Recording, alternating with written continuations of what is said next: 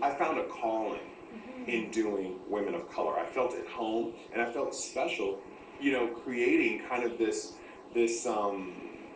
niche audience that's always existed. Yes. And so it's really been special for me, and that's why I did the book, to let also other artists know that you don't always have to go mainstream to be a great artist. You don't have to work for Vogue, and I have worked for Vogue, Sure. but I've worked for Vogue with Iman, I've worked for Harper's Bazaar with Naomi. So it makes it more special to me to know that not only am I part of the industry, but that I'm helping my sisters Yes. to look their best Yes. every day. And I find that you've really stepped up the game in makeup. I can tell when I see a red carpet or I see an event, I can see the makeup you've done and I can see that you've inspired others.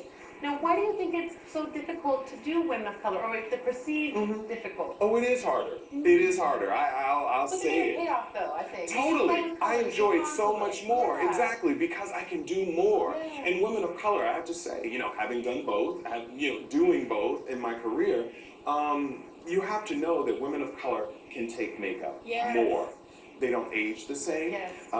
They scar more easily, so they require more coverage. There are a lot of nuances, but the nuances that I love, being able to create, being able to contour it, highlight it, and add more makeup, that to me is more fun. To be Yes. able to push the envelope, especially if you're dealing with someone like Tyra Banks, you know that if I bleach her brows to make them a little lighter, that her skin is going to appear more golden, that I can, add a foundation that's a little more red to make her look a little bit more tan, whereas I might not be able to do that with a Caucasian consumer because it'll show up so And much you'll more get that quicker. line of demarcation immediately. Exactly. Love So a that's bronzer. right. So that's the fun.